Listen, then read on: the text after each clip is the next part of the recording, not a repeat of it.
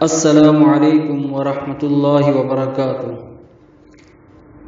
دوستو، میں آپ کو آج اس ویڈیو میں بتاؤں گا کہ بیوقوف کسے کہتے ہیں۔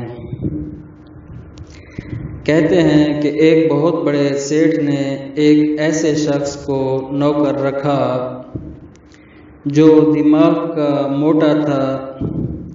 جب امیر شخص کام کاج سے فارغ ہو کر گھر آتا تو تھکاوٹ اور ٹینشن دور کرنے کے لیے اس بیوقوف سے الٹے سیدھے سوال کرتا اور وہ بیچارہ اپنی تھوڑی سی عقل کے مطابق جواب دیتا، جسے سیٹھ سن کر وہ ہنس ہنس کر پاگل ہو جاتا۔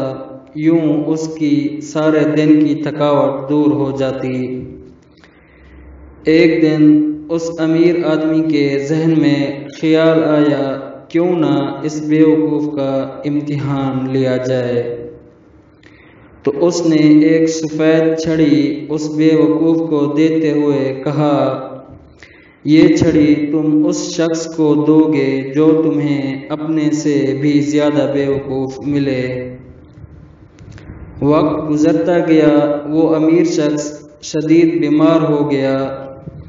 ایک دن اس نے اپنے بیوقوف نوکر کو بلا کر کہا، تم مجھے معاف کر دو، تمہیں تھوڑے سے پیسوں کا لالچ دے کر کچھ دیر کی خوشی حاصل کرنے کے لیے میں تمہارے جذبات سے کھیلتا رہتا ہوں۔ نوکر کی آنکھوں میں آنسو آ گئے اور کہنے لگا، مالک آج ایسی بات کیوں کر رہے ہو؟ تو اس امیر شخص نے جواب دیا، میں بہت دور جا رہا ہوں۔ تو نوکر نے پوچھا، جہاز پر جا رہے ہو یا گاڑی میں؟ تو سیٹھ عبیدہ ہو کر، وہاں نہ تو جہاز سے جایا جاتا ہے اور نہ ہی گاڑی سے، بس ملک الموت آئے گا اور مجھے لے جائے گا۔ تو نوکر نے کہا، اچھا پھر آپ نے وہاں کے لیے گاڑیاں تو خریدی ہوں گی؟ تو سیٹھ نے کہا، نہیں۔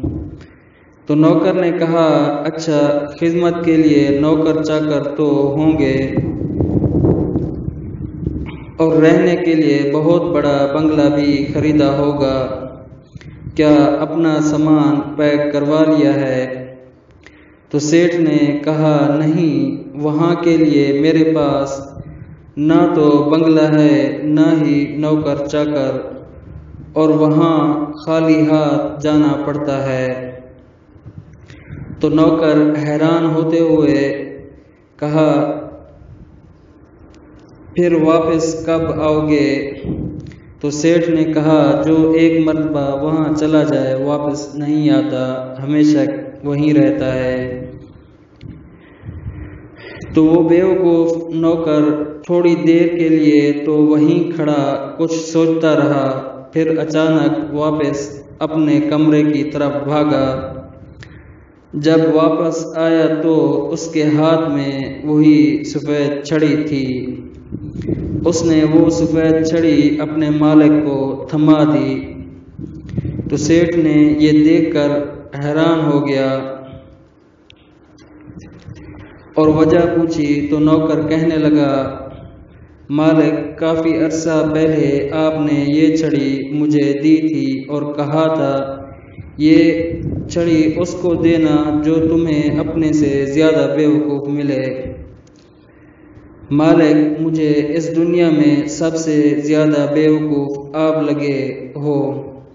جہاں کچھ عرصہ رہنا تھا وہاں دن رات محنت کر کے عالی شان بنگلہ بنوایا، خدمت کے لیے نوکر چاکر رکھے، گاڑیاں کٹھی کیں، جہاں ہمیشہ کے لیے رہنا تھا وہاں کے لیے کچھ بھی نہ کمایا۔ اب میں اپنے سے زیادہ بیوقوف انسان کے ساتھ مزید نہیں رہ سکتا۔ تو نوکر یہ کہہ کر وہاں سے چلا گیا۔ دوستو، آپ کے لیے یہ ایک پیغام ہے ہم سب کے لیے کہ اس عارضی دنیا میں رہ کر کیا ہم سبھی صرف دنیا کا مال و متاع اکٹھا کرنے میں تو نہیں لگ گئے، یا اپنے ہمیشہ والے گھر کے لیے بھی کچھ اکٹھا کیا ہے؟ ایک مرتبہ سوچئے گا ضرور۔ موت کا کوئی بھروسہ نہیں کب آ جائے۔ جو چند لمحے باقی ہیں انہیں غنیمت جانیے، اپنے انتہائی مصروف وقت میں سے اپنی آخرت کی تیاری کے لیے بھی وقت صرف کریں، یہی آپ کی اصل کمائی ہوگی۔ دنیا کا مال تو دنیا میں ہی رہ جائے گا۔ تو یہیں پر آخر میں آپ کو ایک شعر عرض کرتا چلوں: جگہ جی لگانے کی دنیا نہیں، یہ عبرت کی جا ہے تماشا نہیں۔ وآخر دعوانا ان الحمد للہ رب العالمین۔